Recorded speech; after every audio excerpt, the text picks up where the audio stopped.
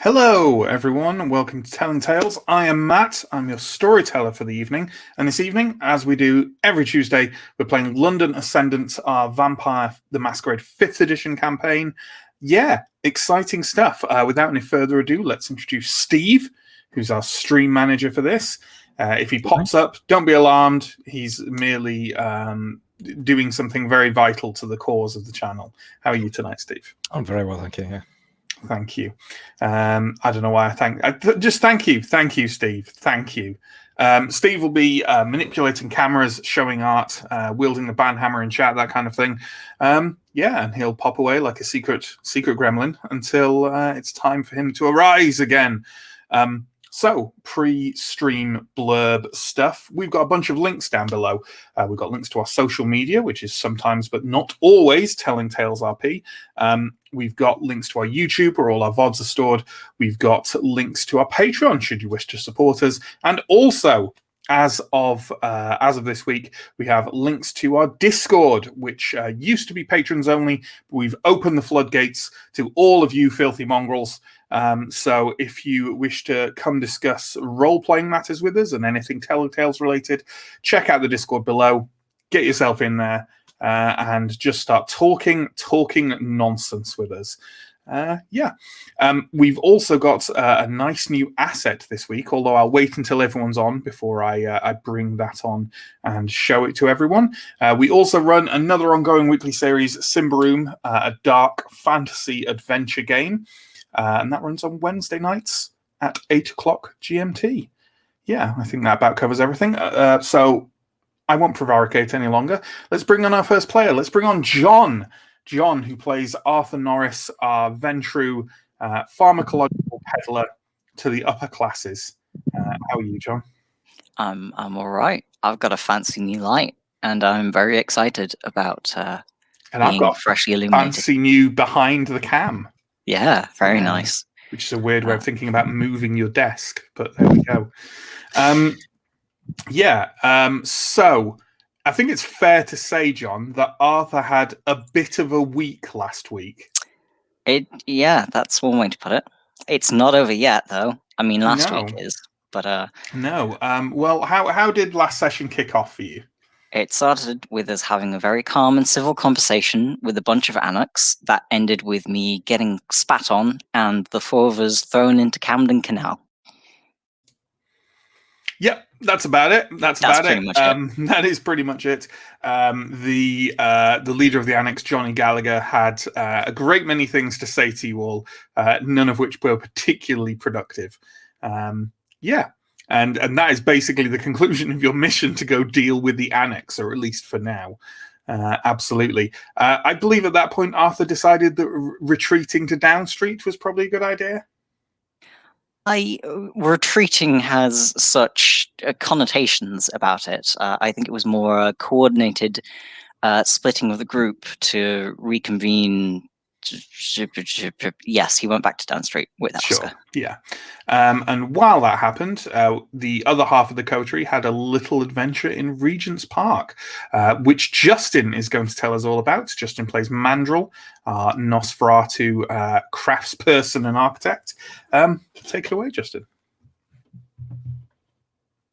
You're on mute. Oh my god, Justin. Alex and Mandrel went off to Regent's Park, and we looked for Marina, and we found her. You know, we were slightly concerned we might find something else that's large and hairy and goes bump in the night, but we found them, and then we just chatted. They seemed to be keen on people joining their little militia to smash the Second Inquisition. And we were like, all right then. Mandrel tactfully slipped in Wynn's name to see if it elicited a reaction, but wasn't quite able to work out if it did, although Alex maybe has different ideas about that. And once all those pleasantries were exchanged, Alex and Mandrel slunk off. Absolutely. And then everyone reconvened in Down Street. And I think it's fair to say the second half of the session last week was more kind of like sort of personal little stories and catching up on details and stuff like that. And to fill us in on some of that, here is our third player, Neill, who plays Alex Taylor Brown, our resident Malkavian prophet, soothsayer, and maybe Herald of Armageddon, but that's unclear at this point. Yes, well, Alex was party to all those events, but the specific things Alex did was try to get in contact with an old teacher of theirs via another old acquaintance that they had been using as a go-between, Nasir, who seemed hell-bent on seeing Alex again as soon as possible. Now, please. Does Alex really need to go off the phone? That sort of thing. Alex managed to bravely fend off the phone advances and had made sure to use different payphones to contact Nasir. Yes. And finally, to wrap up that sort of personal business of the coterie, let's bring on Pierre, playing the ever popular and ever beleaguered Oscar Kane, Tremere Antiquarian. How did things wrap up last week? Well, this was the most intense part. Basically, I wrote a beautiful letter to the elders explaining in possibly slightly flowery prose how wonderfully we'd dealt with the Anarchs, trying to big us up a bit. And then I received 3 incredible pieces of paper that were CVs for running my shop. And the candidates, shall I tell you, Matt, the candidates were just exquisite. And I am going to have a great time. A great time interviewing them. Yes. Yeah, whoever says I run Vampire the Masquerade campaigns that reduce the personal horror down to the most humdrum of activities. So with that in mind, we did have another little cliffhanger last week, didn't we, John? Which was that while people were going around the Haven in Down Street, getting up to their usual business, Arthur had gone out to hunt.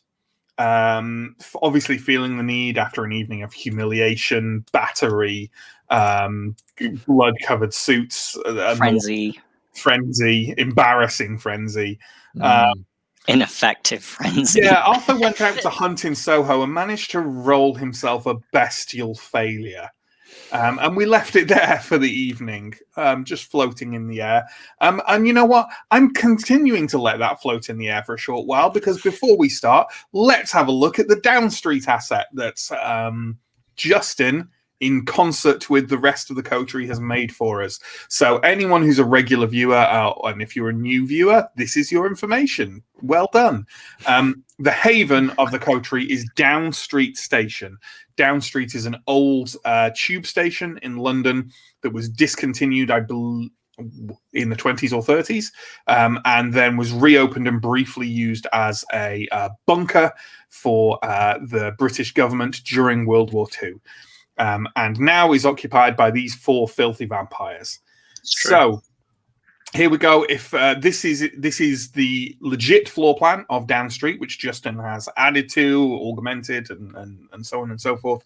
And you can see it's got kind of the ground floor, i.e. kind of above ground section, the basement, upper level subway, lower level subway. It's because it's an old map, it's kind of split across these things. But as you can see, we have each of our characters' havens listed on there, kind of color coded with their names on them. Yeah, it's great. It's wonderful. Look at that. That's fantastic.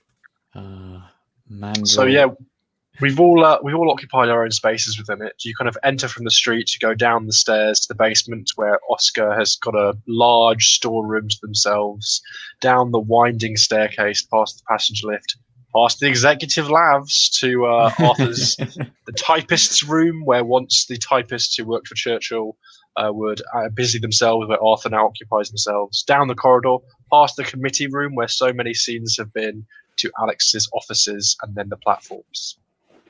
Absolutely. And all along that way, you pass an old lift shaft, which surely no one lives in. Certainly not any kind of monstrous architect.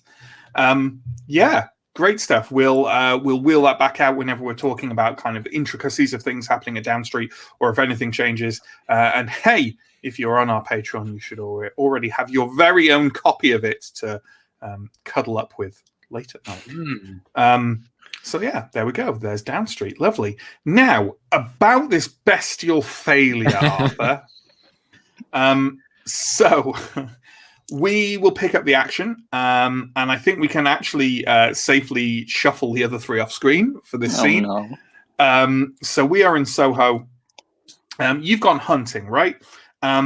Now, you've had a bit of luck recently hunting at a place called Club Valiant, which is a kind of upper class club hangout, nouveau riche sort of place where you're planning on plying your trade in illicit pharmaceuticals, at least partly there, and your supplier frequents there a lot. Would you say that it's a fair bet that after an evening of striking out around Soho, where you will have got very frustrated, you've already frenzied once tonight. The beast is at the surface inside you. Maybe you've even had some kind of on-street tantrum, or kind of you've lost your cool ultimately. You've raged. How do you think Arthur would do that publicly in the streets? This is before we reach Club Valiant.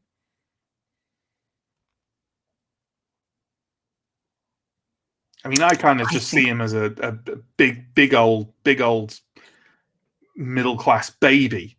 I mean, there's a certain amount of foot stomping, definitely. Yeah. Probably rounding on the very first person he perceives to slight him in the tiniest way and just giving them an earful. Sure. Well, let's do that. Let's say that as you were kind of walking towards Club Valiant after having struck out through just wandering the streets of Soho, maybe there's let's say a street cleaner, because I want to make Arthur feel bad about this. Well, Arthur won't, but I want to make John feel bad about it. There's a late night street cleaner, and they're doing the job, and kind of they brush a bit of dust and dirt that goes up the side of Arthur's trouser leg, and you round on them and scream at them. Don't they know who you are? This suit costs more than they make in a year. Yeah. Without falling into a Job impression, but you go into full kind of full Ventru, and also just embarrassingly British middle class mode, right? And you scream at them until they essentially run away from you. It's kind of scared for their safety. You have exerted yourself tremendously during this essentially tantrum at this innocent person. Can you raise your hunger by 1, please? Yep. So not only have you failed to hunt, you've also increased your hunger. Are you going to proceed to Club Valiant? We already know that your hunt will not be successful, but you're here now. Do you want to go there and have a scene I have planned out for you? Or? Yeah, probably. It's ill-advised, because I'm very soon going to start bleeding from... do you? Will you I'm on hunger 4 now. Oh, that is the level of your stigmata. Is that correct? Okay, well, in that case, it's entirely up to you. Like, the stigmata I envision as not being like a constant thing, it's like outbreaks of it. So you've got like a nosebleed, and you've got, because we agreed your stigmata is like a nosebleed and sweating bits of blood, isn't it? It's like, yes, it's like you've OD'd or are having I always imagine it's like a really bad come down. Yeah, problems with drugs, and you're starting to go into withdrawal. Sure. Yeah. Well, you think you can kind of wipe it away and just you'll be able to explain it off as a nosebleed or whatever. But do you want to continue going to Club Valiant, or do you want to? Are you casting aside any notion for the night and getting yourself back to the Haven? It's entirely up to you. I'm kind of torn between the sensible go home and have a blood bag and the narrative, let's see what happens. Sure. I think I will actually go home. No, that's absolutely fine. So you retreat back to Down Street, and hey, I bet you thought this was going to be a lot worse than it was, but as it is, your hunger just got pushed up by one, and you also screamed at an innocent street cleaner. We can wheel everyone back on now. Thank you, Steve. Might it be safe to say, Arthur Norris, that you're going to sample when you get back? You're going to sample some blood from the supply in the refrigerator. That is safe to say. And how much blood are you going to partake of? I feel like now that everyone's spread out to different parts of the Haven, it's perfectly reasonable that people might not really notice that people are, Well, in order to drink something that isn't my particular dietary restriction, I need to spend 2 willpower. And I only have 3 willpower. So I'm going to drink 1 blood bag. Because that's all I can drink. I'm not sure, because you wouldn't. Do you have to spend 2 willpower per point of blood consumed, or just instance of drinking blood? Because if you were taking 2 points off a human that's not your chosen type of victim, my urge would not be to make you spend 2 willpower per point of blood of hunger slaked. I mean, my mental thinking of it was that it's 2 willpower to like choke it down.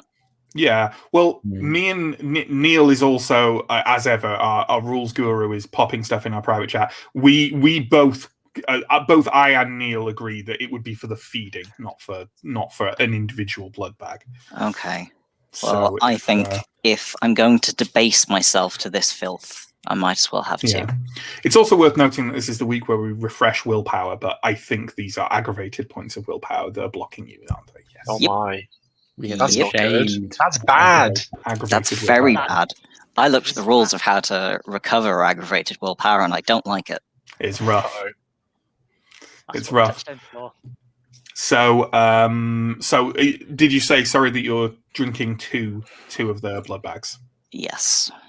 Okay, that's fine. And you've spent the willpower to do so? Yep. Good stuff. And we have 6 blood bags left. That sounds exciting. So, I think we'll wrap up the evening there, because I think we all ran to the end. So now you also get to do a rouse check for rolling on to the next evening, which is the second day of this week that we're doing, for the purposes of kind of calculating your whether you've taken from your herd or not. I pass my rouse check. I don't. Oh. Easy come, easy go. Good job I took 2. For Arthur, in a moment, it is easy go, easy go. Cool. I passed. So is anyone higher than 3? No one's higher. Just Arthur failed. Just Arthur failed. But that means you're on 3, right, Arthur? You know, if you ever need a friend to drink from, then I love people who are blood bonded to me. So that's. So, another evening in Down Street. I don't think you had any kind of like arrangements that were specifically set up for this evening. Although I'm perfectly happy for you to kind of arrange things short notice with them. I think the only duties that have been given to you by the elders that have not yet been performed, or not started, shall we say, because it's certainly arguable that the annex situation has not been dealt with, is you need to go meet Rosa Barwi, was one of the landlords that they'd asked you to meet and kind of try and negotiate a bit with. And also be on the ready for Brazil and his coterie to call on you, but that's kind of vague how much time that is going to take. And I believe last night we discussed that we should give Rowena a night or 2 and then go back to her and suggest that maybe she wanted to try to recruit the Anarchs. Yes. We wanted to leave her tonight so that we weren't just going back to her constantly and annoying her. Yeah, maybe that is two blood birds, one stone. No. That famous expression. Yes. I think it's 2 blood points, 1 feed. That's yeah, sure, that'll do it. So with that all in mind, folks, what is the coterie doing this evening? at some point, I would like to talk to, I would guess, Alex, but anyone really in my coterie in general, about. Well, I mean, I can do it. I guess I approach Alex at some point, and if anyone else is around, they can also be around. Well, Alex, given that Alex's room is so close to the conference room, Alex will have gone to the conference room just waiting for people to. Okay. So people can drop in whenever. It's Yeah. Alex's office hours. Oh, very good. I'm very familiar with those concepts. Yeah. Hey, Alex. Good evening, Oscar. Good evening. I hope you're having a good time. I heard a thing recently that I was sort of wondering if you knew anything about. Does the name Hecator mean anything to you? Why, yes, Oscar. I believe they are a clan. Oh. I mean, obviously none of us are from this clan, but I don't think I've ever met anyone. No, in fact, I do not believe that I have ever met one of that clan. They are not part of our organization. Oh, so they're like the Annex. No, I must admit my knowledge of them is quite slim. I simply know that they are not one of us and they keep to themselves. Being as you're being asked this question, Alex, and being as we're not entirely sure, I guess, how much information you know about your own, your coterie mates, as it were. But I think it's fair to give you the opportunity for a roll. Do you want to give me a intelligence plus, I suppose, occult Sure. roll? What is your intelligence plus occult? 5. Let's say it's a difficulty 3. I got 3. Nearly a critical, but not quite. You think Mandrel might know more about the Hecator than you do. Mandrel is the oldest of your coterie, and you're not entirely sure about it, but over your years, the couple of years you spent in Chicago, you heard bits and pieces about the Hecator, and you maybe got wind of perhaps they've recently changed in some way, or adapted in some way or something like that. But you're not sure of the details. Maybe Mandrel might know more. Then I will pass that on. Perhaps we should speak to Mandrel when she arrives. I believe she has been around longer than I have. She may have learnt more. Usually we can. I find I can get her attention. Just Mandrel, you listening? I couldn't tell the question. It's just a coincidence that I heard that. I was listening. I was just walking by. I don't just spend all the mind. Never mind. How can I help? Wink at Alex. I was just on the way to clear out some of the things from these rooms. I guess my time is yours. A noble endeavor. Well, yes. Okay. Well, I was wondering if you had heard anything or knew anything about this clan Hecator that myself and Alex were talking about. Do you want to give me, obviously, Justin, you know some stuff about them, and Mandrel will know some stuff about them. Justin probably knows more. Almost certainly less than Justin knows. Yeah, but do you want to give me an intelligence plus occult roll, and we won't assign a difficulty. Roll. Yeah, we won't assign a difficulty. We'll just see what you get. Right. Then it's a hunger die, and I roll 3 successes. Okay, I think that's actually a perfectly reasonable amount. What you know about the Hecator is that they are a clan traditionally associated with, I think it's actually safe to say, maybe with death and necromancy in some way. Those are the rumors you've heard. And also, you are aware that approximately, almost a decade ago now, they changed their name, because before that, you'd only ever heard of them as the Giovanni. Well, as I No, Hecate. They're rather well. They're looking rather fresh-faced on the scene. They're not new, so to speak, but they've rebranded a bit like your clan, Oscar. They're a old clan. I'm sure they see themselves as being one of the most important, essential clans to our civilization. That They're seems pretty really common among clans. Alex just nods. they're so. I mean, I think maybe they get along well with people like you, Oscar. They're associated with dark, deep secrets and magic. People don't trust them, and probably rightly so. I mean, I think I don't know whether it's for their choice of who they embrace or whether it's just a family tradition, but a lot of them tend to be Romany or Sorry, other European. that's completely that not right? incorrect. Yeah. Is that right? Sorry. Am I wrong about that? No, you're thinking of the Brothers. Ravenos there. The Although that has also been Ravenos. stripped out in V5 and for good reason. That's fair enough. No, I don't think you'll know anything about like the traditional heritage of the Giovanni or the Hector. Can't stop calling them Giovanni. Yeah, Hector. Okay. but you know, power hungry, deep dark secrets, self-important.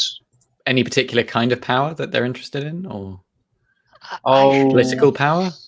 I should imagine necromantic power, if that is the powers they have. sure. So, like Vasilis, maybe. I mean, potentially. I I suppose that could make sense. Yeah. You did recover the book on the dead and their ways from his haven, so that would seem to be a reasonable guess that perhaps he is Hector. But Kindred have all kinds of interests and hobbies. You can't make assumptions. Look at me, for example. I'm not a hiding, skulking, secret-keeping, duplicitous. No, Mandrill, you're not. I don't live under. I don't. I have a beautiful home full of beautiful people. I'm very sociable. Oh, that's. And I That's smell okay. nice most of the time. And you are wonderful company, Mandrill. Has anyone seen Arthur? I fear we should be getting this evening to order. Arthur will walk in fashionably late in what may be the best suit you've ever seen him wear. Self-care. which is now maybe the only clean one. You weren't planning on doing something this evening. We've hardly had any time to ourselves. I have no idea what you're talking about, Mandrill. I was planning on visiting the last person on our list, Rose Abawi. Abawi. Yeah. Yes. Well, that makes sense. I mean, there's so much to do around the Haven, you know. There's lots of, we need to get the security going, we need to do all this, that. And I was thinking that tonight I would do that, and I feel that probably someone should accompany me given the situation in the city. Would anyone care to accompany me? I would always be glad to accompany you, Alex. Well, excellent. Let us depart then, and hopefully we can be back in time to rest and self-care, as you say. So then the plan for Arthur and Alex, at least for the first part of the evening, is to go talk to Rosa Barwi. We'll get onto that in just a second, but while you two are going to do that, what are Mandrill and Oscar doing? Oscar, I can't help but recall the promise of us role-playing Oscar interviewing people, which I will admit I've been waiting a week for. Wow. Practicing all of the accents. No accents. Oof. No accents ever again. Yeah, what's up? If you call these people, do you think they can be here tonight? They've got nothing else to do with their time. In the They're middle of looking the for a night, job, you know. they're looking for a job.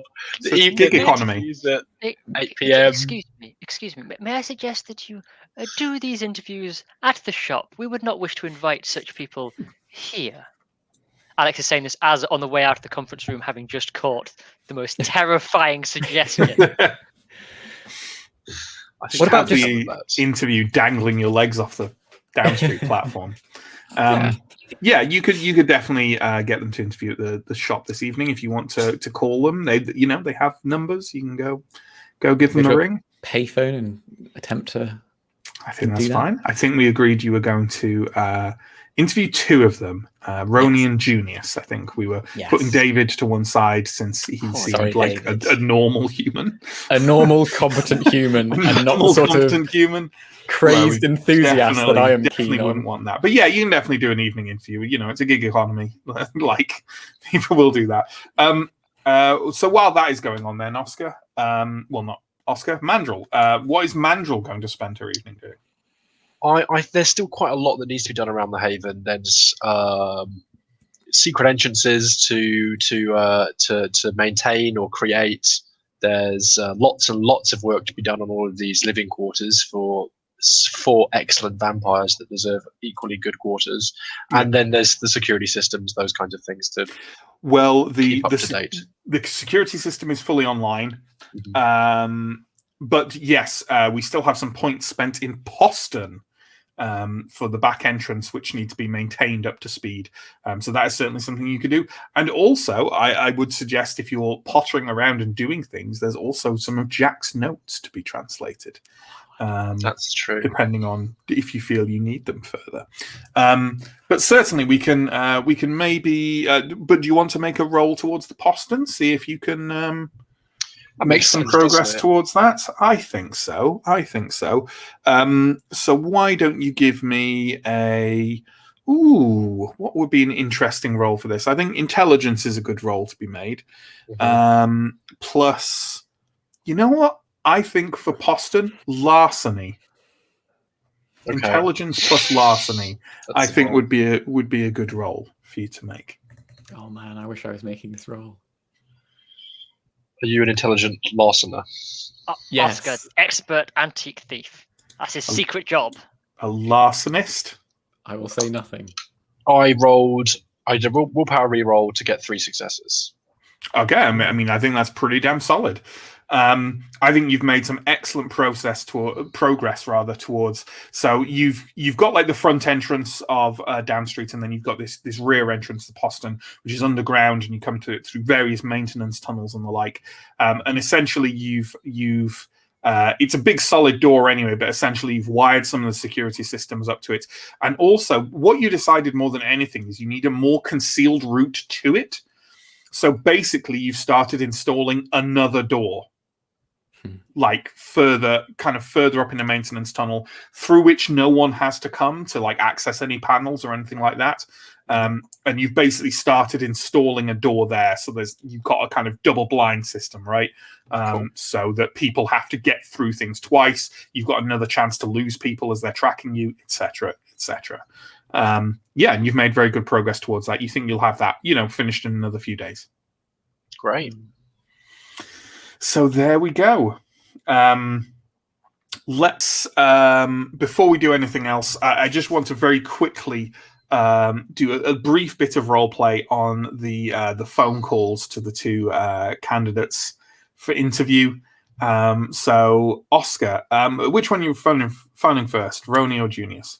I'll phone Roni. Okay. It rings, and after a few rings, a kind of bright, youngish voice answers and says, "You got Roni." Hi, Roni. It's Oscar. I'm calling about your application to the Hunter's Watch. Is now a good time? Oh yeah, that cool little bookstore. Yeah, sure, yeah, of course. Yeah. Well, I was very impressed with your CV, and I was wondering if, I know it's a bit unusual, but if you'd be available maybe tonight to have some sort of interview, perhaps. I mean, we're an informal organization. But yeah, Tonight at the shop. yeah, it's a fairly, quick turnaround process. We're keen to get moving on this, but yeah, the shop would be great. Yeah, sure. You're not a serial killer, are you? Do you think serial killers own bookstores? No. Okay. What time should I be down there? Precisely 9:05. No. What time is it now, by the way? I don't know. We're in winter, aren't we? So let's say 7:00. We're at 7. Okay. Anytime in the next few hours, would that be convenient? Say 8 or Yeah, 9? I could be there for 8. I'll get there for 8. I'll see you then. Sure. Shanks. See you. She hung up on me. Okay. Whew.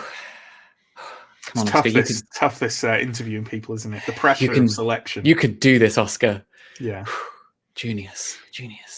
All right. Okay. I call Junius. Call up Junius.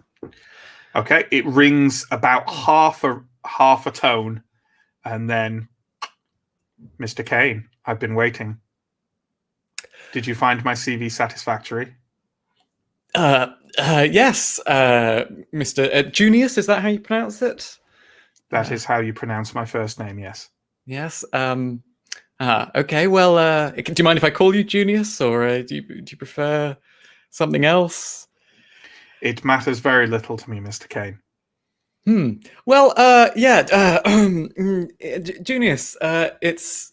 I read your CV. It was sounded very good, very interesting. I'd love to have an interview with you, maybe at the Hunter's Watch in a couple of hours. Does that suit you? That seems like it would be best. Yes, I am very pleased with this arrangement. I'm very pleased with this arrangement too, Junius. I look forward to meeting with you shortly. Did you give a time to him? Yes, after like 9:00 or something. Yeah, like an hour after. 9:00 sharp, Mr. Kane. I shall see you then. He just knows the time, like automatically. Yep. Yes. See you then, Junius. Farewell. Goodbye. Oh, he hung up on me as well. To be fair, he probably wasn't expecting you to say goodbye twice. So. I know I'm bad at goodbyes. So it's fair to say there that those sound like very similar candidates. Yeah, like I can't really differentiate them. It's the same person. Oh, if it is the same person, I'm going to be very weirded out. Sorry, I'm not rolling out the cliche Malkavian bit. There we go. With that in mind, can we, if we can shuffle Justin and Pierre off screen, please? And we will pick up with Arthur and Alex on their way to... Well, you tell me, how are you planning to contact Rosa Barwi? So far, the only information you have on her is she claims Limehouse, maybe as her territory, and seems to be associated with a company there known as Ash Shipping. That she is the child of Regina Blake, a former kind of London bigwig under Queen Anne before they were all killed. So, what is your plan? We don't. Well, no. Thing is, all the things I would do, we can't do, as we lack, internet and maps and phones. So, I will suggest this in character. Why? Given that she seems to own some company called Ash Shipping and Limehouse is indeed along the river, perhaps we should wander over there and see if we can find a corporate office or docks or some other form of employment. We may be wandering for quite a while if it's only a small office, but... Yeah, sadly, we could go to a payphone and look in the phone book and see if we can find something. A marvelous idea. Genuinely, that I'm so impressed with myself remembering that, as it's been so long since I've had to do that. Remembering that phone books exist. Yeah. Yeah, you absolutely can do that. You can pop into a public phone booth, and yeah, you can even more so than a phone book. They have digital pads that you can look up things on. Well, doing it not at the closest one, obviously, just Mhm. just in case. So yeah, you find Ash Shipping very easily, and it seems to have a waterfront office in Limehouse, right on the docks, or the former docks. They're not really docks anymore. Do you think we should call ahead? I believe that might be the best etiquette before entering the territory of another. Agreed. You don't want to turn up uninvited. Quite. I will. Would you wish to make the call, or should I? I'll do it. Very good. Beep, beep, beep. After a couple of rings, it is answered, and a woman's voice says, "Hello, Ash Shipping." Good evening. We were hoping for a last-minute appointment with your manager. My manager. Do you mean Mr. Smithson? Perhaps more the owner of the company. I'm afraid. I'm afraid Miss Ash is a long way from here. She only drops in every couple of years or so. Do you have any contact details for her, perhaps? No, I'm afraid. Can I ask what this is regarding? We're old family friends who have returned to the area. I see. I mean, I think perhaps it would be better if you came in person. And then perhaps I can help you, but I'm limited as to what I can do over the phone, you see. Understandable. Completely understandable. Is there a time that works best, or... If you pop along sometime before midnight tonight, that would be perfectly acceptable. Marvelous. Thank you very much for your help. It's quite all right. Have a nice evening. And you. Click. Just a quick note that I forgot to mention before. Alex, knowing that they wish to visit a bar, will have dressed nicely. Nothing nearly as extravagant as Arthur, because Alex doesn't have such clothes, but certainly as nice as Alex's clothes can get. Sure. Absolutely.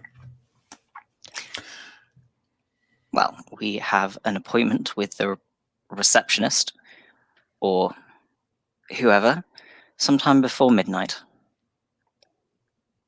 I Apparently, see. Miss Ash is out of town, but understandably they don't want to give out personal details over the phone. And you wish to avoid mentioning... Yes. I see, yes. Well, in the interest of time, perhaps we should get a taxi and simply go there promptly. The earlier the better. It is a bit of a walk. Justin calculated for us just under 2 hours to walk from Mayfair to Limehouse. So it is on the other side of the City of London. So presumably it's not so much the distance as it is heavy foot traffic. Oh, Justin didn't do it. Steve did it. Oh. Sorry, I didn't see. Justin usually does it, so that's why I thought it was Justin. I will re-pick up the phone and call the vampire-friendly taxi company. Call the vampire-friendly taxi company, and they take you to Limehouse. Steve, can we have a picture of Limehouse by night, please? So Limehouse is a thriving and very affluent commercial area on the riverfront of the River Thames, like Canary Wharf and the like are situated very nearby. It's a lot of very old, very rich shipping and merchants and kind of transport companies that have mostly made it to the modern day or been started relatively recently. And there's a lot of kind of just general commercial offices there as well. But as you kind of get out of the cab and walk by, you see that a lot of the buildings are still, there are people still working in them. There's security guards outside them. They're still running even quite late at night. And the relatively still waters of the Thames, as it shows there, are reflecting all these sort of antique and older ships that have been moored there, often associated with individual companies as a kind of almost like a promotional tool. You stride through the streets of Limehouse and you come to the relatively small and humble offices of Ash Shipping, and by that I mean they only seem to occupy one single 3 or 4 story building. Yeah, the lights are on. Before we go in, blush of life. And I realize if this rouse roll goes badly, then I've just completely scuppered myself. But you'd think after however long it is as a kindred, Arthur would be used to this. Are you giving any indication to Alex that they should do the same? But Neill hasn't thought of it, so I feel it unfair that Alex necessarily would. I feel because it's visible. Although I might think, notice. Yeah, Alex would see. Well, I'll do the same as soon as your skin starts livening. You'll definitely notice very shortly. And I pass. I failed. No. Mistake. No, but you went down to. Oh, you're back up to 3. Oh my god! Because I failed the rouse roll. Oh, was that flaw worth the XP cost? So, yeah, Arthur, you have started bleeding copiously from your nose again. Oh dear, Arthur, I've. This is my best Is suit. most unfortunate. This seems an ideal opportunity to take a moment to clear the blood away from yourself and make sure it's stopped. And I believe you wanted to chat with Alex. Alex will get a handkerchief out to vaguely offer it in your direction. Thank you. The one nice handkerchief that Alex owns. Arthur won't inspect it too closely before he wipes his face with it. Yes.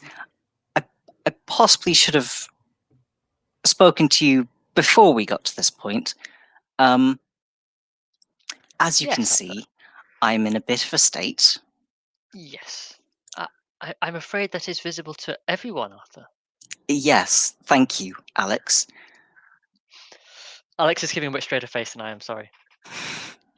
I was going to suggest that once we have finished with our evening tasks, we find something to eat. Yes. But I believe we still should. Perhaps we can make this swift. Or if you prefer, you may wait outside and I can go in to avoid some kind of suspicion. That isn't.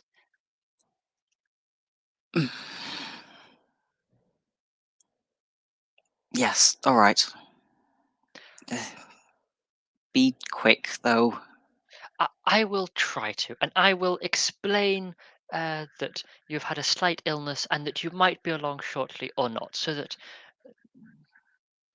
Alex just trails off. Yeah, I'll go lurk in the shadows like Mandrill.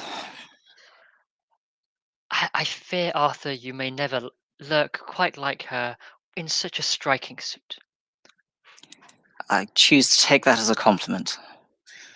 Oh, but of course it was, Arthur. See you soon. Okay. Incidentally, Arthur, while Alex is inside, if you wanted to hunt, the difficulty of hunting in Limehouse is 4. That's a very bad idea, I think. That's fair enough. So, Alex, you walk into Ash Shipping. It's kind of an old red brick building, and as you walk inside, you can see it's been copiously reworked inside. They're in kind of neon white light strips along the sides. It basically looks like a kind of as if a tech startup was built inside a very old traditional building, but they don't apparently deal in tech, but evidently someone's put quite a lot of money into renovating this building.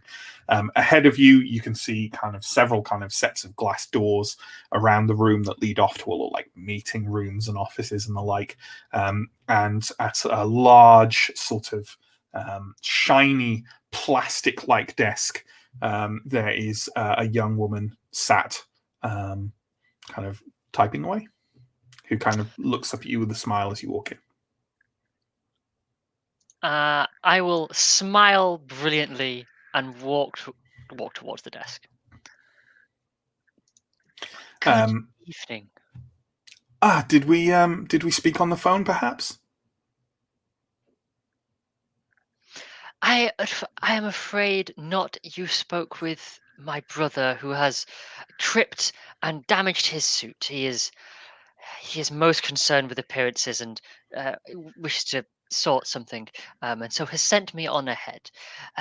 But I was there when he made the call. I see. Not to worry, everything is fine. Yes, we are friends of Ash and some of her mutual friends of some of her friends, and we just wish to. We have recently come back to the city and wish to reconnect. Well, I think it's perhaps not me you need to speak to. I will call in my manager, and maybe he can help you. I've never even met Miss Ash myself, so 1 second. She leans over and taps on the phone. Talks in a hushed voice, and I mean you can hear it. She's just asking someone to come down to reception, and a few minutes later, a man strides through some glass doors wearing a very nice suit, sort of very, very clean cut looking, handsome man with kind of gelled hair.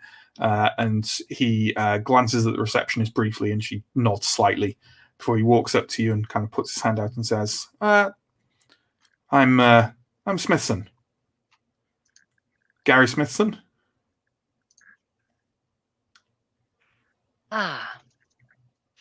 Yes, hello.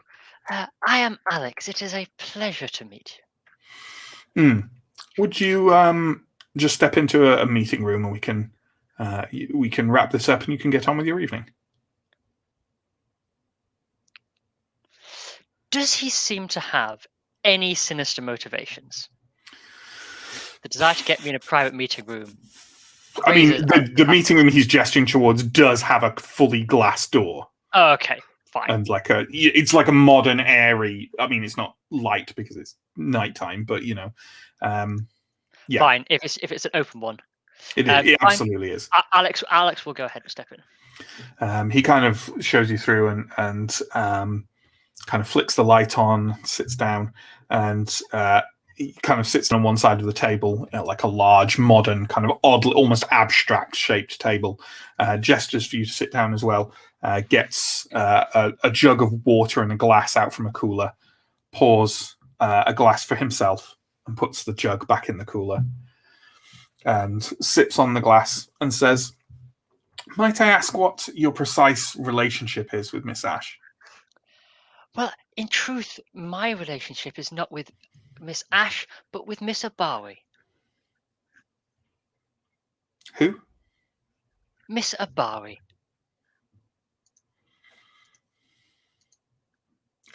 First name? Rose Abawi. I'm sorry, we don't have anyone of that name on the books. Oh, how unfortunate. I must be mistaken. Well, if that is all, I will be on my way, and I will try to trouble you no further. Would you like to set up a meeting with a representative of Miss Ash? Oh, that would be delightful. Is there a number we can get into contact with? Yes, of course. And I will reel off the number of the payphone that I used to ring the first place and say, but only between whatever hours. Sure, you can give some hours that you could just lurk by the payphone. Pretty much. He takes the number off you, kind of looks at it for kind of slightly too long to, someone wouldn't normally look at it for too long. Nods, tucks it into his pocket, kind of downs the glass of water, and stands up and offers his hand again and says, "Have a good evening. We'll be in touch." And you have a wonderful evening. He nods, kind of holds the door open for you. I'm going to use a premonition at this point. Sure. On him, because something about this is rubbing me the wrong way. that I can't quite put my finger on.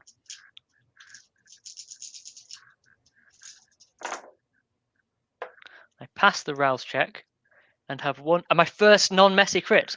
1, 2, 3, 4, 6 successes.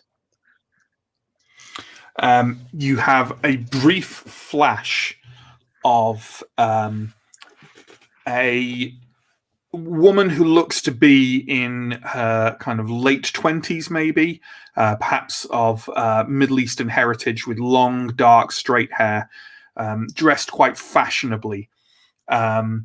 You see her and this man, Smithson, in a slightly compromising position, although certainly not in a human sense. They are lovers, and he is drinking blood from her wrist. Okay. And then as I leave, I'll say, "Oh, and please do tell her that I was most fond of her sculpture of the bull. Most enlightening. Good evening." He's holding the door open for you, and visibly that hits him. And his eyes widen slightly, and he gives a kind of slight smile. And as I say, he's opening the door. I don't comment further. Just walk and just leave and nod and smile at receptionist. Okay. You emerge, Arthur. Let's bring Arthur back. Bring in Arthur back. On you hit single. So, did I take it you didn't bother to try and hunt or anything like that then? I think being in the domain of someone that we're trying to win over, poaching in their territory is a very bad idea. So no, I am just could be lurking in the shadows. Yeah, fair enough. When I leave, do I manage to spot Arthur? I think it's fair to say you can spot your coterie mate if they're not properly obfuscated or anything. Then I will just look vaguely in Arthur's direction, and then just continue walking out rather than obviously walking over to you. But it occurs to me that I have said that Arthur is not here and has injured himself. So now, yeah. I'll make a route to rendezvous with you at some point. Yeah. Hello again. It was a most successful meeting. I met with a manager. I gave a phone number and time to ring the payphone near our location, and he will arrange a meeting with a more senior member in the coming nights. Good. Perhaps we should sort your issue now, Dr. Norris. Yes, that would be very kind. Perhaps best if we return to Mayfair? As you wish. I will do my utmost this evening to assist you with with whatever endeavours are needed to restore you to a better state. And that is why I volunteered to come with you, Alex. I always feel you have my best interests at heart. I would like to briefly point out that Soho, despite you buying, as we probably should have mentioned, you bought a point in location for your haven, which reduces the feeding difficulty. Soho is still 1 die easier than Mayfair for now. It's 3 dice. And is also on the way back if you go back. Amendment. Perhaps Soho will be more our scene. But of course, Arthur. Okay. So you head back to Soho. Are you kind of getting the taxi to Soho and then you can walk back to Mayfair from there, that kind of thing? Does that sound reasonable? It does to me. I'm just going to check how long a taxi drive is, because I want to make him forget that he saw Arthur bleeding. But I don't think the taxi will be. I think we can. enough. I think we can consider that kind of the bleeding has mostly sort of stemmed by now, and it's just kind of dabbing the nose every now and then or whatever. Fine. I don't want to. Occasional shakes and wiping a brow.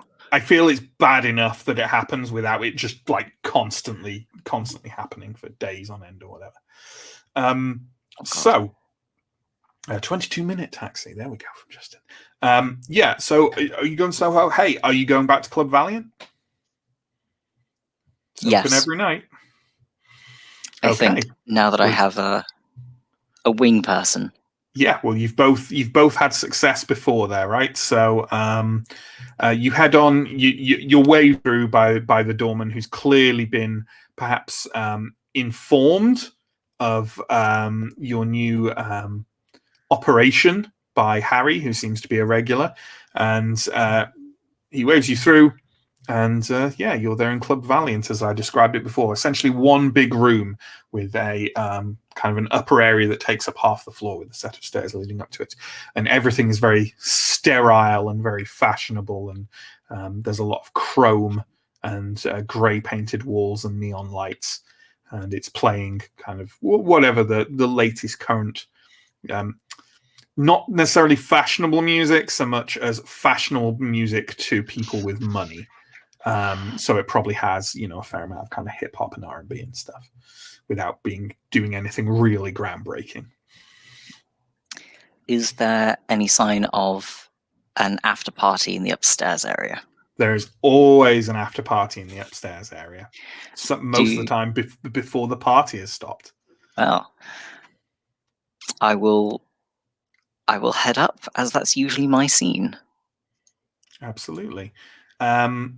It's probably easier hunting downstairs first, because it's large and there's more people, and So do you want to try and hunt there before you go up? Yes. With assistance from Alex, perhaps? Yes, please. I think that's reasonable. So how about, and I think, I know this isn't precisely a rule, but like I'd like to institute a kind of thing whereby, for example, if we're hunting here and Alex is helping Arthur, I would like Alex to not also have a hunt, if that makes sense, because otherwise it feels, if nothing else, dangerous.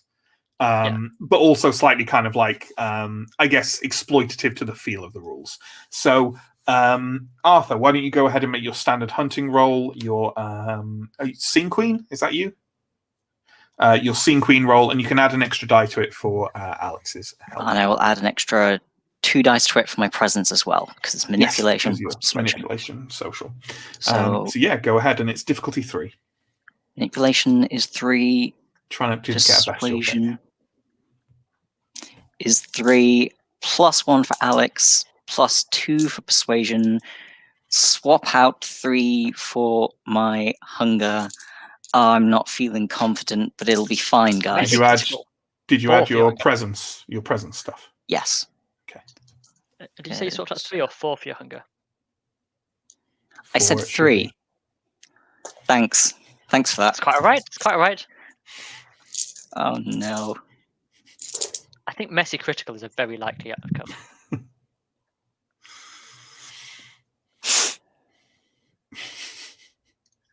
How are we doing? That is indeed a messy critical. Jesus Christ. Good stuff. Well, you know what? I do want to, like, yeah, you could willpower it. Oh, but if I willpower, there's a chance I might not actually get it. Oh. You do kind of need it. No willpower. No willpower. No willpower. So, you know what? I'm happy to run a messy critical, but I also have things I want to get to do this session to make it not an endless parade of Arthur Norris's failings for 2 weeks in a row. So,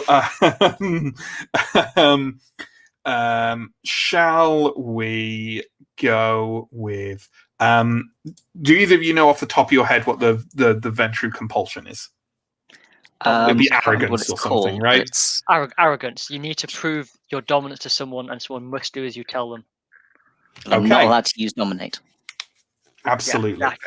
Yeah, so, with that in mind, there's nothing about the actual feeding itself that kind of goes wrong in any sense. You find a relatively willing young man to canoodle, World of Darkness. Canoodle in the corner with you, and while you're there, you manage to slake your thirst on him.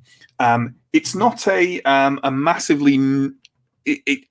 They're an individual with quite a distinct vintage or taste as well. It's not kind of an average feeding, and you find yourself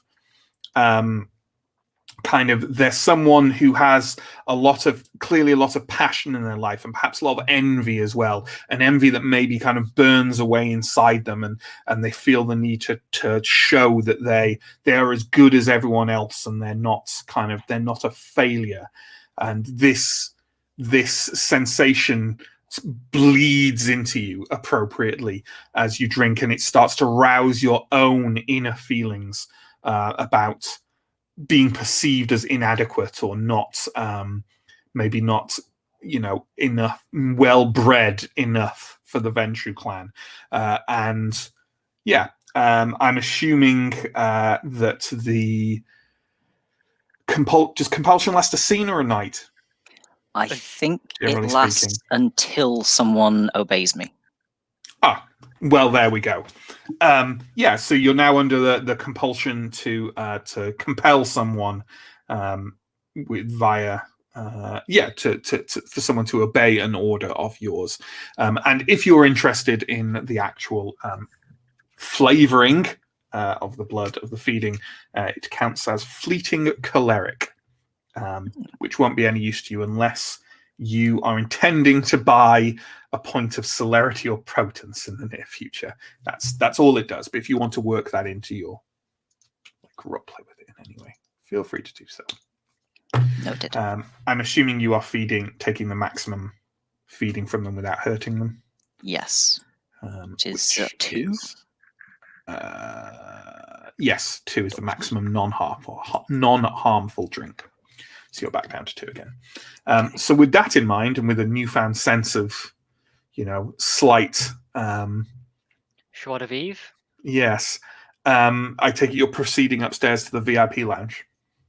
Yes. Are you taking Alex with you? You certainly could. If Alex would like to come. I Reward? would be delighted to see the world you live in, Arthur. Marvelous. Okay. You walk up to the VIP lounge. The woman on the door recognizes you from the other night and kind of looks at you and looks over at Alex and says, "I know you. Don't know them. You a friend of Harry's?" She's addressing Arthur. Yes. Has he not put my name about? Put me on the guest list? I'll let you in, but where are they from? What do you mean, where are they from? Should they be in here? Well, they're with me, so of course they should. I assure you, I most definitely should be here. And Alex turns on a winning charm and smile. Cool. Well, I think Arthur's not quite forcing the issue yet, but it sounds like Alex. That's kind of Alex's thing, right? Charming people to a certain degree. So why don't we have a roll from Alex first and see how that goes? So can you give me, please, a composure? Composure or charisma, I guess. It's up to you. Well, you know what? Charisma and composure. I think those two together. Okay. Yeah. Do my looks count? Oh, yes, absolutely. Excellent. And let's say it's a difficulty of 4. Oh, so close to a messy critical, fortunately not. 1, 2, 3, 5. Yeah. So she kind of looks you up and down and says, "Yeah, all right. I'll let you in. Just remember you owe me a favor." Of course. Gives you a slight wink as she opens the door. I'll then say, "But of course you will forget all about this," and walk on. Are you using? Oh yes. Yeah. I'm not owing a favour to anyone. Does that doesn't involve any mechanics? Is it? It's just you can erase. Only if she's resisting and aware. Yeah, no, she's not aware that a vampire is blotting her clumsily flirting with you from her brain. Yeah, you enter the after party. It's a long, relatively thin room, fake plants in kind of neon framed planters around the sides of it. Lots of young, attractive, rich people being just awful, but in a socially acceptable way. Yeah, and a bar along one side. Are you looking for Harry or anyone in particular? I think I'm looking for anyone I know from my old days in an effort of trying to rebuild contacts. Anyone I've already started making friends with in my recent time here, and yes, also Harry. Okay. Well, I think you can find also, Harry. Sorry. Unless there is obvious objection to it, I'm not going to like put my arm around Alex.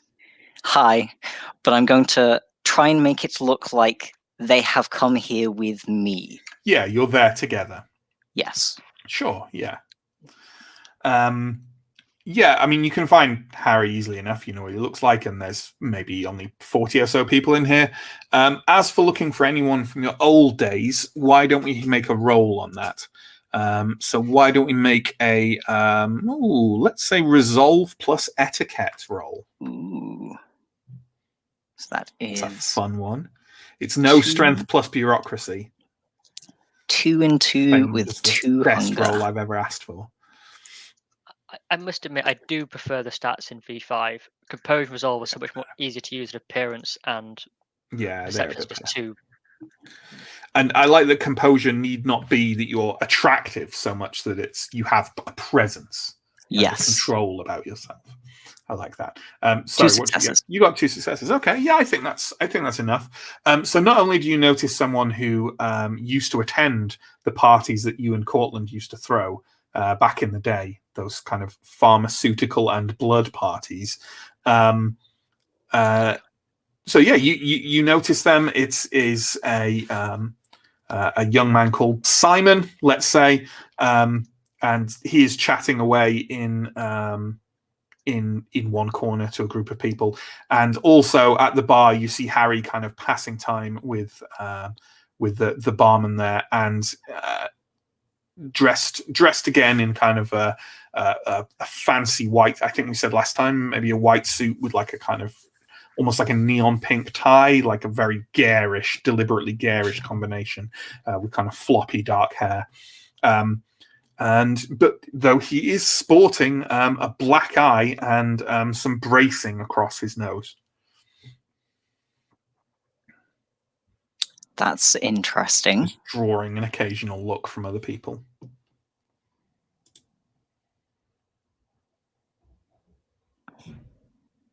I will head over to Harry, I think. This looks like something that needs sorting out. Sure. Are you bringing Alex along with you? Yes. Okay. Harry kind of turns as you approach and says, "Oh, Arthur, hi, yeah." Harry, you look like you've had as exciting a few days as I have. Sure. Yeah. I wanted to talk to you, actually. Can we maybe find a private booth or something? Of course. Let's Okay. Yeah, let's just a quick chat. It's just a quick chat. Is this your friend? I'm Harry. He holds out a hand to Alex. I am Alex. It is a pleasure to meet you, although I am sorry that you are in such dire circumstances this evening. Thanks. Yeah. Alex, do you think you can take care of yourself for a few moments?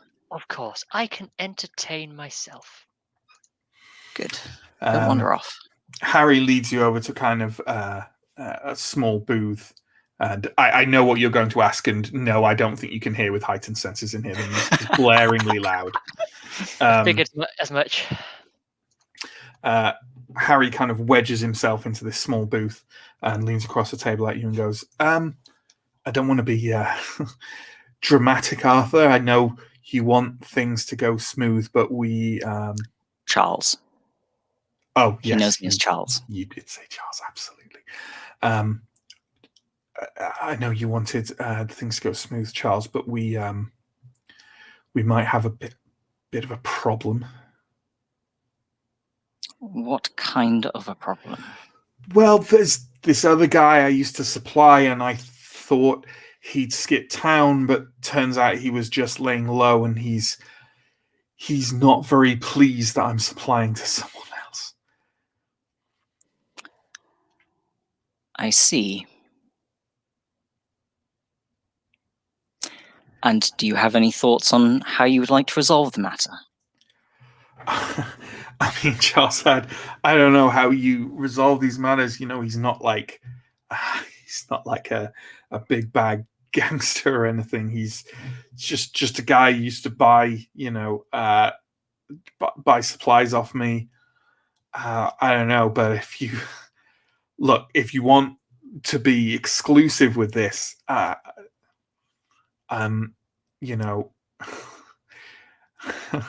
Chelsea's just going to keep doing this shit unless someone persuades him to stop.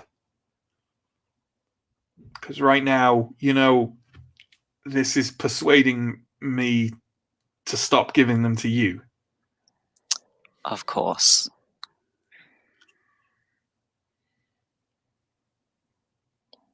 And which of us would you rather?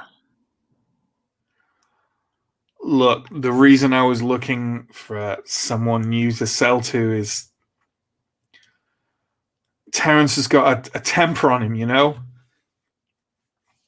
This isn't the first time this has happened. He thinks he's this big, hard guy. I'd rather sell to you, Charles. Good. Apart from anything, that sounds like a terrible business practice. Yeah, well... Give me his details. I'll see if I can have a friendly chat with him. Look, I'll level you with you. He's my ex as well, so there's... Yeah, okay. Things. He kind of leans forward and scribbles on a piece of paper a name. It's Terence Keane. And he says, do you want his number or do you want his address? Let's try both. Good. He scribbles them down and slips it across and says, and look, I don't really care either way, but maybe we don't try and cause a big scene. And I assume you're not looking for an amicable getting back together. I don't know how you take care of business, Charles, but if you want to beat the shit out of him, you're welcome to. Let's start with a talk. Good. That sounds great. Hey, you. He gestures over at Alex. You got a real looker there. I don't want to cause more fuss with your evening, so here's some stuff. He Thank you. very unsubtly passes a few bottles of pills over the table to you. He looks like he thinks he's being quite stealthy about it, but he's literally putting them on the table and sliding them across with the tip of his hand. And have a good night, okay? And give me a call when it's, I will, and you stay away from strange men. Other than me, of course. Yeah. He walks off and starts mingling in general. All right. I will return to Alex. Well, that's all sorted. I am delighted to hear it. I must say, whilst I am enjoying the ambience, my slight forays into conversation have been dreadfully boring. You aren't enjoying the peek behind the VIP curtain, I take it. Oh, I simply think I would enjoy it more if they were more receptive. Perhaps another evening, but thank you so much for inviting me. Well, thank you very much for joining me, Alex. You have been a marvelous help. It is my pleasure. All of our problems are shared problems. And with that, I think we'll wrap up the scene at Club Valiant there. But before you go, Arthur, do you want to try and reconnect with this individual from your old scene? Yes. Yeah? Yep. That's absolutely fine. Can you just give me a probably a manipulation plus persuasion roll? Okay. I will add presence to that as well. Yeah, absolutely. And I'm going to set the difficulty for that at 3, I think. Manipulation 3 and 3 and Well, another 2 for presence. How many dice do you have there in total? 8. Do you want to take half and take a general kind of success? Yeah, I'll go for that. Okay. You reconnect with this individual and with a couple of their friends who are still doing similar kind of things. What level of herd did you buy in your character creation? I think it was 2. It's 2, right? Yes, okay. It was 2. One point of that is now active.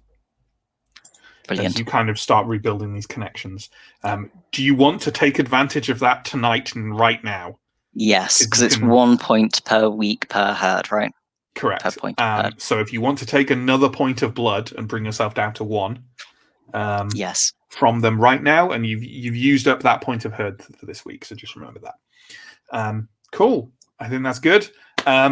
Right. I think we've spent enough time with Arthur and Alex for now. So let's shuffle them off to one side and bring on Justin and Pierre for me again. Mandrill and Oscar.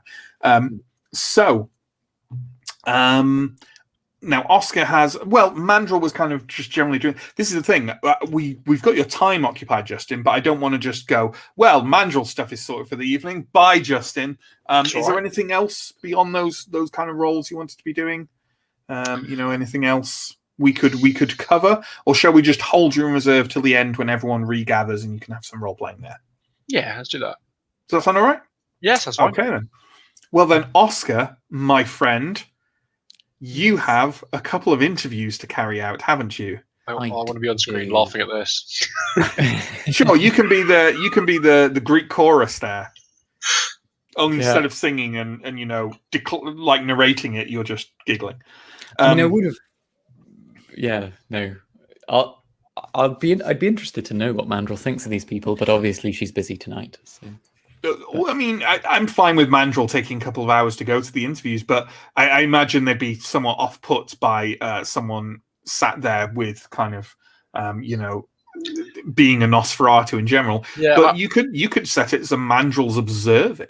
I did think about turning up, but if I would turn up, I'd probably occupy my time by working on my puzzle boxes. And I think the shape of like a hulking figure in the corner in shadows, like making scratching, like carving noises on a wooden object would just be slightly off-putting during your interview. So, although I was very tempted, I think glimpses of peeling, slightly rotten skin in the is the start of a Lovecraftian short story, and I don't think that's what we want the vibe to be. That's still up for debate, I think, to be honest. But I think the bookshop, I think, has enough nooks and crannies that if you wanted Mandrill to kind of observe without being seen, I think that's perfect. It's very easy for Mandrill to not be seen as well. I will have offered this as a thing. I was I've got things I can do. I can continue to work on like my puzzle box stuff or whatever in a quiet way. And just like, I don't know, have a door ajar to the back office or something. I could be making like sketches and plans for what I'm building next, things like that. Sure. Oh, that's good, and that gives Justin a chance to do something. So you make your way to Soho to the Hunter's Watch, your antiquarian bookstore, obviously without any incident, and you settle in there. And at about 8 o'clock passes, which is the time you arrange with Roni, and then about 8:05. A figure kind of walks through the door. Sorry, did you want to say something there, Pierre? I was going to say I am using Blush of Life. Absolutely, yeah. Go ahead. So give me the rouse roll for that. Excellent. Yeah. So about 5 minutes after 8, we've already established that Roni is an art student at a local university, and she comes to the door looking every inch an art student. Roni is very young, has hair dyed in various different colors, very kind of hippie-ish retro dress, and kind of like almost kind of skips through the front door and walks up and kind of has a large, violently yellow umbrella, which she leans against the desk and kind of leans across it and thrusts a hand out to shake it and says, Mr. Kane? Oscar. Yes, you can call me Oscar, absolutely. Can I call you Roni? Is that all right? Please do. Oh, pleased to meet you, Roni. And I take the hand and I shake it really. I take it you've moved a chair around to the other side of the front desk. Yeah. I've made a sort of cursory attempt to sort of tidy up the sort of mess that is the shop, Absolutely. But it has not been effective. If anyone wants a reference for the visuals of Oscar's shop, by the way, I think we more or less agreed before creation that it was effectively very similar to a Zero Fails bookshop in Good Omens, if people have seen that. She sits down and says, what would you like to know? Well, I saw that you had a lot of enthusiasm. That came through very well. I guess just tell me a bit about yourself. What do you look forward to? What would you do if you were working here? She shrugs and says, well, I study art history, and I've got a real passion for anything old. All the old relics you have here, the books. I'm very friendly and very personable. And I guess this is showing, my age a bit to even say this, but I need the money, Oscar. Yeah, I mean, but I'd be really enthusiastic about working here. It's such a cool little place. Yeah. Cool. Yeah. Oh, you did art history. Oh, interesting. I maybe go over to some of the the bookshelf and I maybe pick out a few of the books, and I'll choose a set of books that are varying in their level of occultishness. Sure. Yeah. And so I'm sort of, some of them are historical, some of them are more, and I'll kind of present them what would you think about if I was a customer and I came in interested in these books? What would you say? And I'm going to be paying attention to. There we go. The occult Zero Fails bookstore. Yeah. Yeah, sure. She kind of looks through them, and obviously I won't role play this because I don't know anything about those books either. But she's definitely approaching it more from someone who has knowledge about antiquarianism broadly and art history and stuff like that, rather than maybe the pure content of them. She manages to fairly successfully pick out the age of the books, for example, and kind of can broadly talk about some of the more mainstream topics in them. But you definitely get, you pick up at various few things, and one of them, for example, is about is concerning kind of Victorian spiritualism and things like that. And she talks a little bit on that, name drops, Crowley and something that a member of the public might be reasonably expected to know. But if she has full, genuine kind of occult knowledge, she's either not letting on or okay, But certainly it has very, certainly has very broad knowledge of the kind of, Okay. Yeah, and I see you've got a lot of passion for this. This is I don't know. Can you tell me about, say, have you had any experience in this sort of area before, or have you ever, dealt with? Yeah. I mean, not exactly a place as cool as this, but I've worked. I've worked in a Waterstones before. Sure. When I was at sixth form, and yeah, I've worked, retail jobs and bookstore jobs and stuff like that. Yeah, I mean, I don't know how many generic interview questions I should go down before. Sure, yeah. Can you tell me about a ask them- problem that you've overcome in your workplace? You ask that kind of thing. She gives generally moderately kind of scatterbrained and loose kind of airy answers, but still she seems, a competent individual who knows stuff about art history, and that's very close to kind of what you do here, but without maybe that occult sheen over the top of it, right? How much does she remind me of my younger self? Being enthused about these sorts of things. Yeah, fairly close, I'd say, but you had a certain edge to you that you're not really picking up in her, because inside this bumbling, charming antiquarian, as we all have already seen, is a heart that ultimately, beyond all that, also beats for a certain sense of knowledge and power that comes with it, and kind of a mastery over the world around you, not necessarily over individual people, but there's a part of Oscar that has a certain that's a fair assessment. Craving for these things, and you don't necessarily pick up so much of that, but certainly the enthusiasm and passion is there. Sure. I guess one more question. I might not be able to be around very much. Are you able to handle yourself on your own? Is it all right? I might need to work in the back a bit, but I would sort of want to, that to be kind of private. Whatever you need, Mr. Kane. I can work on my own. I get that you want the right person for this job with knowledge of relevant things, but at the same time, I've worked enough jobs like this to know that moment to moment, it's not exactly rocket science, and I can handle myself. I've got common sense. I'll get the job done. Yeah, absolutely. Well, it's been lovely to talk to you. I really like your umbrella. That's fantastic. And I'll we'll be in touch. And I offer my hand. I shake. She shakes your hand and grabs her umbrella. She's got a big grin on her face, and she walks to the door, kind of glances back over her shoulder, and says, "Thank you, Oscar. I'd love to get this job, and I think Sarah would like it if I did as well." And walks out of the door.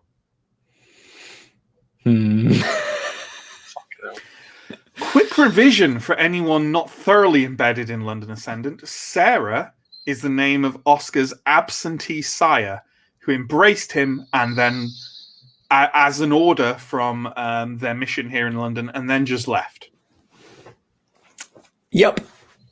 So I sort of stand there. She holds the shocked. door open for Junius, who is arriving early, and they cross paths at exactly the same time. Junius kind of looks at her in kind of slight puzzlement over what someone who looks like her is doing in a place like this, and then strides in immediately behind her. Junius is a man almost impossible to place in age. He could be 18, he could be 45. He looks... we mentioned Lovecraft earlier. This is a Lovecraft protagonist. He's dressed in an old-fashioned button-down suit with a collar done up tight. He's almost skeletally thin, has kind of very sharp features, a very neatly trimmed neatly trimmed dark beard and neatly trimmed dark hair and a pair of glasses that's kind of, very high prescription glasses that make his eyes appear slightly larger than they are. He's very sallow and drawn, clearly does not get a lot of sunlight. He walks in kind of with kind of a file, like a file folder in one hand, and kind of waits for Roni to leave, and then strides over to you, holds his hand out almost aggressively, and says, "Mr. Kane, I am Junius." Nice to meet you, Junius. I take his hand and shake it. Sure.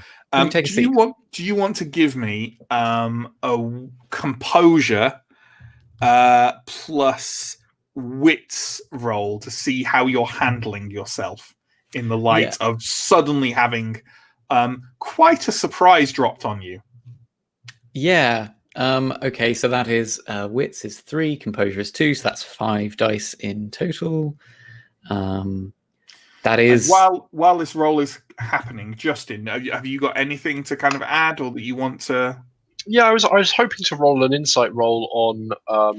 Go ahead and roll. Go ahead and roll that. Roll. The last candidates. Yeah, roll a resolve plus insight roll.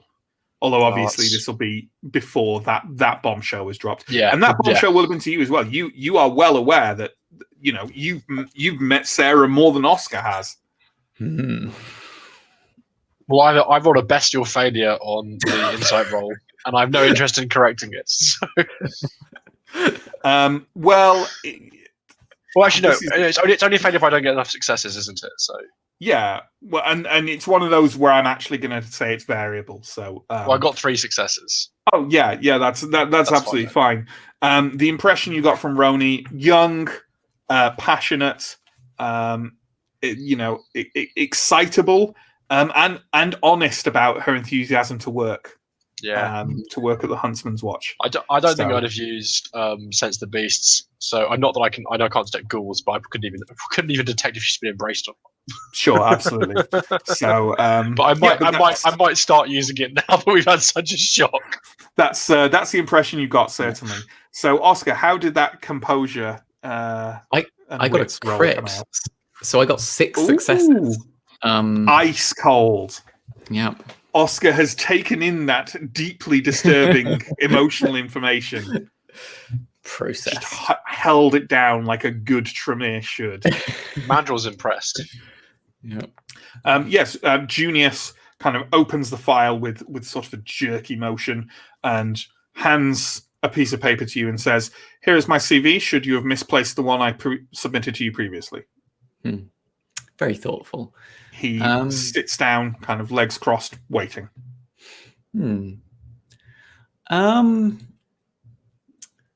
Actually, given the fact that I've just been kind of shocked, or I've just heard this weird news, I have Bloodhound, which means I can smell the resonance of a human's blood without tasting it.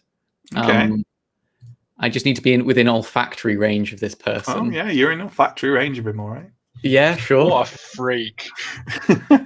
I do want to interview this person, but first I'm going to smell their blood. I'll have been like, I should probably have been paying more attention to that other person, and I failed. So maybe you can pick up anything you can from this guy, right? Yeah. So it's a resolve plus awareness at difficulty 3. So resolve plus awareness is 4 dice. And I got 2 successes, which I won't re-roll. Okay. Okay, so so does it give any indication of how many successes you need, or what kind of information? It's difficulty 3. Okay, so no, you don't know. Yeah, you don't manage to smell his blood well enough. Unfortunately, I just seem a bit weird. Yeah, I mean, you're in a weirdness competition with this guy already. It seems you're gonna come in behind. Okay. You seem like a very straightforward individual. What made you apply for this job? I have a lifelong interest in matters antiquarian, matters occult. this would seem like an excellent place where I can not only contribute to your business significantly, but also study. Fascinating. Tell me, what do you think of these books? And I'll show him the same books that I showed Roni. He tells you when each of them were from, Okay. who scribed each of them, and what precise occult matters they pertain to. He identifies them quickly as being oriented around what he terms the secret studies. Yes, this guy knows his shit. Yes. Fascinating. And just out of interest, how did you come upon my the job offer? Do you live around here? I have recently moved to the area, and I had identified your emporium as an site of some interest for me prior to my moving here. Yeah, I mean, you're clearly very knowledgeable. So is your main aim here? Obviously, to some extent we serve customers, but I do believe that research is valuable. Is that what you would spend most, like, in your desired day? I would only carry out any research within working hours if there were nothing else to do, Mr. Kane. But in my off days, I may come here, if permitted, and study some of the books. Sure. And any other items you may have. Items of power, Mr. Kane. Items of power, you say? I mean, certain cultures do believe that some items do have power. It is wise for you to try and conceal the inner workings of the secret arts from anyone who walks through your door, Mr. Kane. But I assure you, I am not a member of these unwashed masses. I am offering myself to you not only as an employee, but also as a novice. I see. Well, you've done your you've done your research well. Are you applying for any other jobs?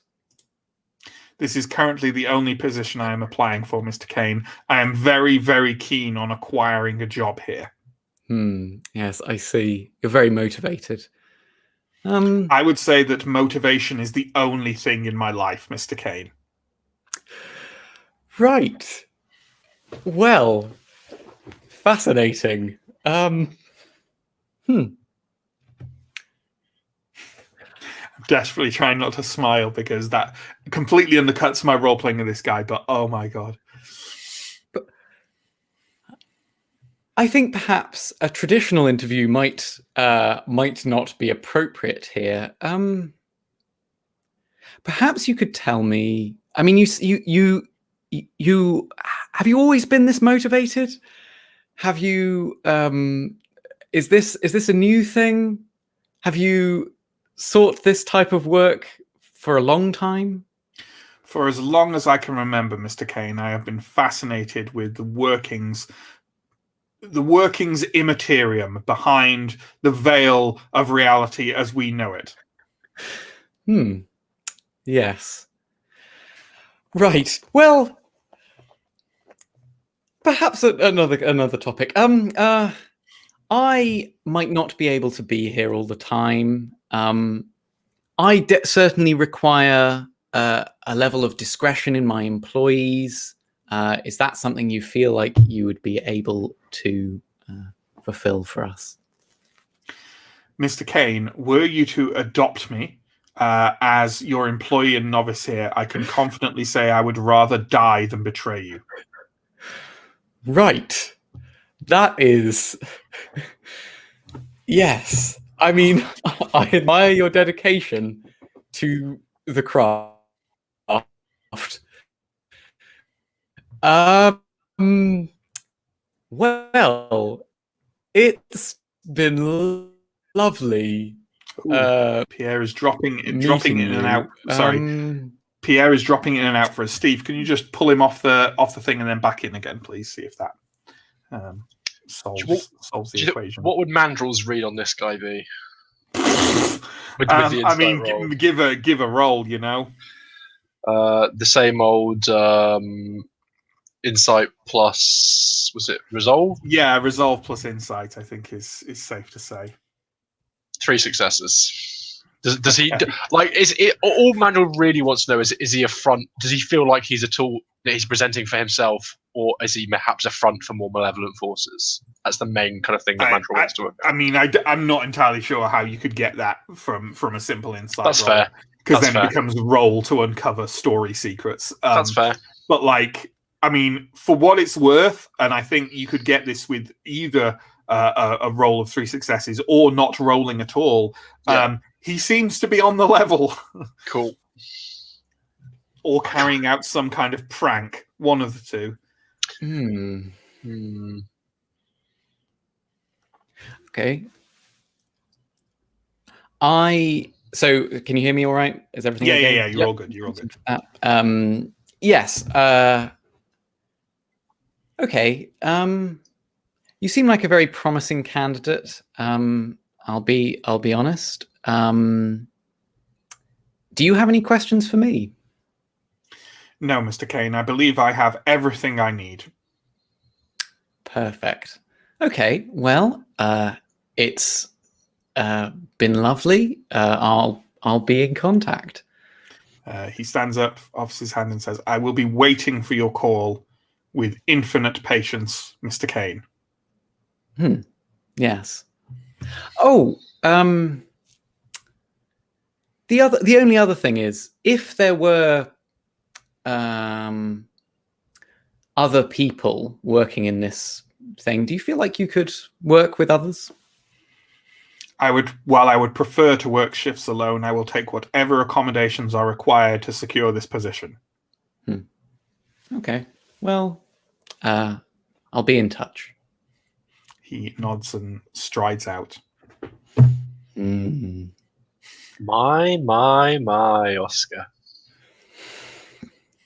Yes. I don't know which of those two is more dangerous. Well,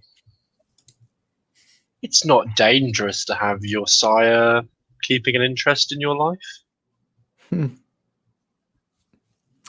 Yeah. I got Depending on which way you want to go, you can either embrace this. It's Roni, isn't it? That's the name of the young Roni woman. is You can either embrace Roni, or you can make her life hell. You know, depending on how you might want to enact your own social dynamics with your sire. I don't know which way you prefer. It could be useful for you to have a way of getting in contact with your sire. That is true. Part of me wonders if... But then again, if you don't hire this severe character, we're never going to get to see them again. And that could be beyond all conscience. Yes, they were quite fascinating. I'm surprised you didn't ask more information. He might be able to solve all kinds of problems.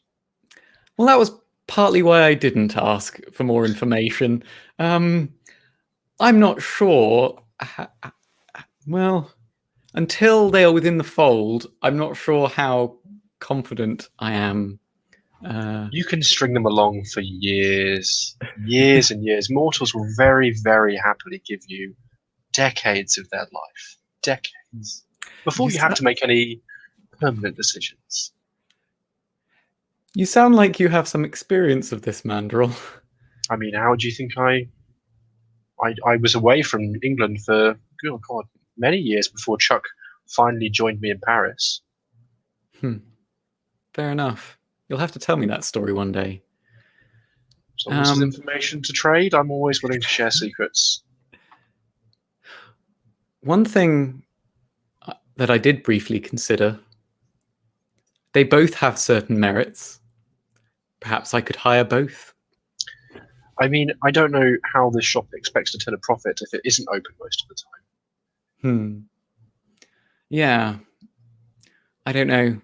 Perhaps I feel in terms of direct utility, Well, the second one, the severe one, what was his name again? Junius. Junius would clearly work here all hours of the day if you asked him to. You wouldn't need to hire a second person to keep the shop open 24/7.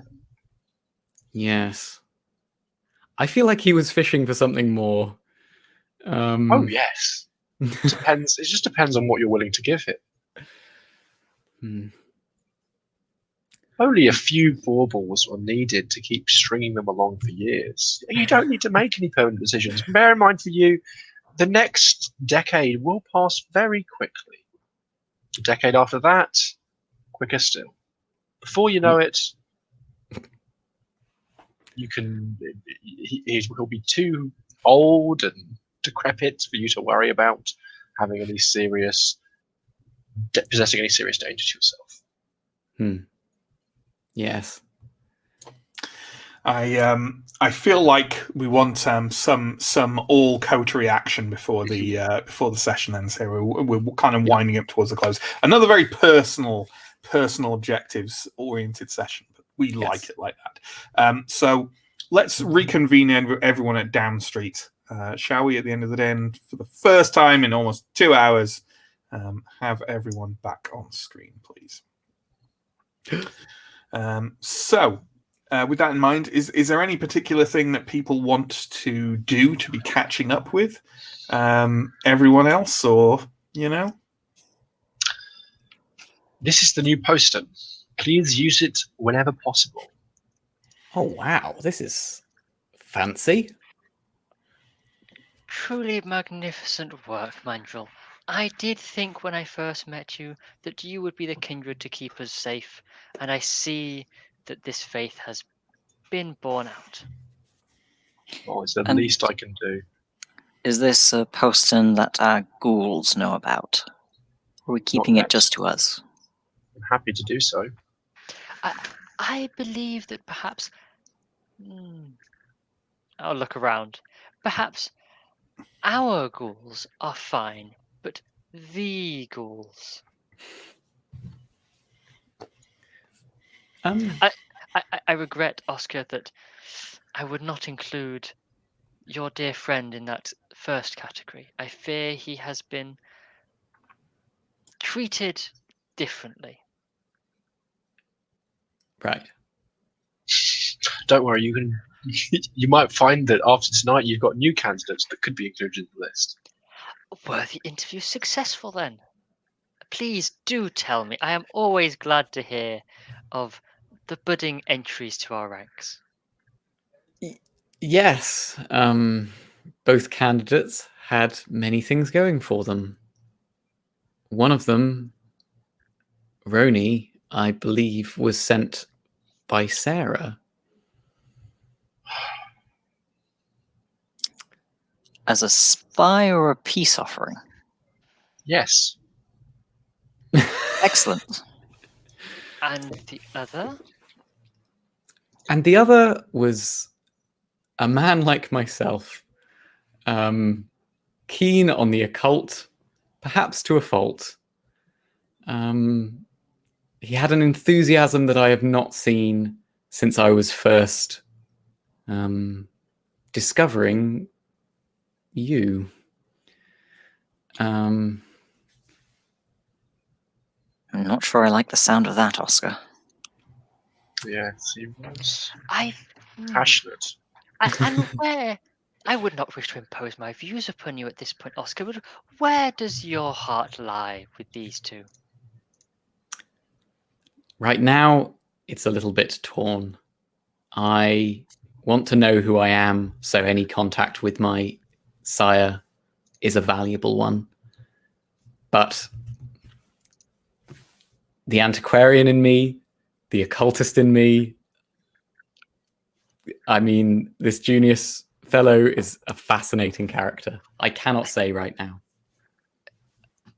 I feel, of course, that,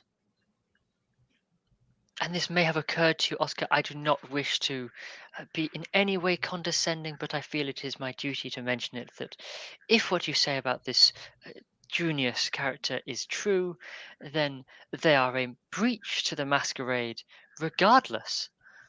So you must take them under your wing, or other matters would presumably have to happen. I don't know if he knows that much. But how Well, long before he does? Manuel is quite right, and at least if under your thumb they are, well, controlled. Be And careful not to perhaps have too exploited. tight a grasp on that, or you might squish you. How was your evening? It was a night. Do we have Rosa Barwi on side? We do not know yet. Unfortunately, there are many layers of mortal bureaucracy that we must filter through. She appears to be quite successful at both business and obfuscation, a trait I most admire, but it will take some time to find out. I have arranged calls at a nearby payphone, and I will attend to them at various hours of the night, just in case.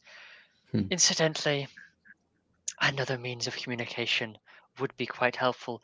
If we feel we can trust your Junius, perhaps leaving messages with him from more mortal endeavours at the shop, coded or otherwise concealed messages over the phone might be a far more useful use of these than our bizarre spy thriller games that we are engaged in. Perhaps. I do wonder whether that will tie Oscar's shop too closely to us. That is a possibility. You are There most is no right, reward without risk. Hmm. The shop will have to be closely tied to us anyway. We're going to be taking money out of it, messing around with it a lot. We're going to be making use of it, and once Oscar gets made, the shop will be very clearly linked to us anyways. So, after you've caught up with your evening's events, there's not really too much time to carry much else out this evening. But is there anything kind of quick you would like to sort before we roll forward one evening? He said, preparing the inevitable cliffhanger. I don't know how long it will take to decode Jack's messages, but that is a thing I want to do so much. Sure. You can certainly get started on it. It's more like a cumulative series of successes that are needed than anything else. So you can absolutely make a roll for that. Justin, what were you thinking? Well, can I make a craft roll to represent the work I was doing on my business venture, like during the interviews? So, like, because I was working on plans for things and things like that. Absolutely. Let's have a roll and see how well you crafted your puzzle box. Not a euphemism. So, how about Alex and Arthur? Is there anything you want to kind of spend the few hours you have left this evening doing? No is a perfectly valid answer. I am going to, at the very least, order a ghoul to get all of my suits dry cleaned because I'm going through them. And clearly I need more suits. So in addition to the letter I sent last night to my contacts on the continent, I'm also sending a letter to my personal tailor in Paris, who knows exactly how I like my suits cut. That seems to like hide an packages like an excellent idea. Justin, incidentally, that roll will be dexterity plus craft. I don't know if that was obvious. Cool. Alex, anything for you? Unless one of the coterie has already done it, I will attempt to set up a PO box somehow, or at least make steps to do such a thing. I think Arthur had done that, but in which case, can I assume that I know about it in some way? Or are you keeping it secret? Yes. Yeah. Okay. Then I will write a letter to Grace, apologizing that I am moving about a lot, don't have a phone, electricity problems, but you could reach me at this address. Great. Fantastic. Absolutely. How did that roll go, Mandrel? I got 3 successes with but otherwise a bestial failure, so I don't mind. No, that's fine. Yeah, you have crafted a perfectly satisfactory puzzle box. It's far from your best work, far from your worst, but it certainly is a thing that you could sell if you had any kind of either shop front or internet presence. Well, I have some ideas for that. Sure. Oscar, for whose file in particular are you working on? I think I'm the most probably Aish. I think is the person I'm most interested in at the moment. In that case, then, can you give me a intelligence plus investigation roll, please? And to translate each file in full will require, let's say, let me just take a quick look at the general difficulty opinions. Every file is going to take 6 successes to translate correctly. So you just make a start and tell me how many you get, and we'll note down that Aish's file has that many successes. Well, my intelligence plus investigation is 8 dice. So nice. Let's have a look. It's pretty good.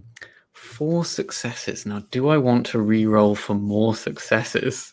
You're saying 6 was required. Yeah, but you can make further rolls at future time. I think I'm going to leave it because none of my successes were on hunger die, so I could only get 6 and that would not be worth it. So sure.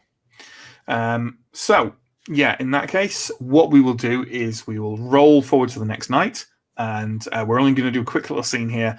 But let's go ahead and do the rouse checks now, so we don't forget to do them next week.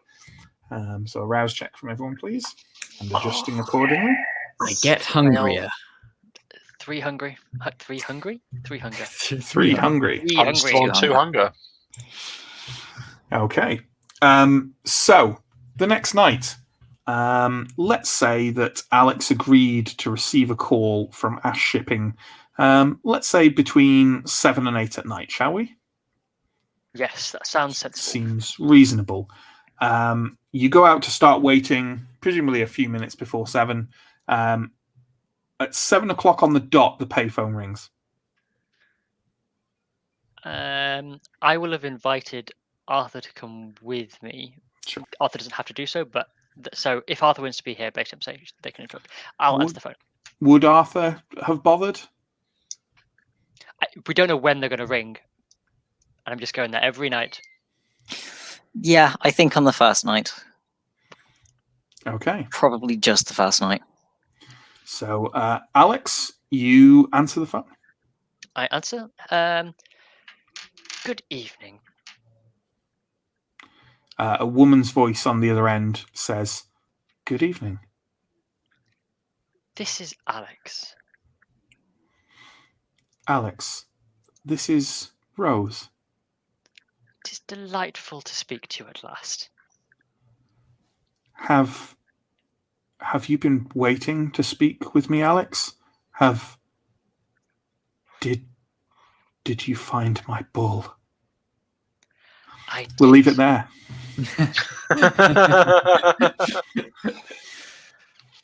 For the intriguing conversation to occur. You were saying about our spy games, and now you've received a phone call asking you if you found the bull. The thing is, occult spy games, fine. It's spy games with normal conversations. Yes. We've got to make our own spy games. We can't all have magical. They can't all be occult spy games. Exactly. Yeah. Well, so okay. It can't be. Well, yeah, quite. Everything is occult to Alex. So let's we'll wrap up the session there. So thank you, everyone. Thank you to the players. Thank you to Steve, our wonderful stream manager. Thank you to everyone who came along and watched tonight, or watches it later on YouTube as well. So we normally have a bit of like a Q&A / comment section at the end of these. So if anyone has any questions or comments, pop them into chat and Steve will flash them up for us to talk about. But while that happens, if anyone out there is lurking and typing, I'll do the usual blurbs. So we run another weekly series. That's Simba Room.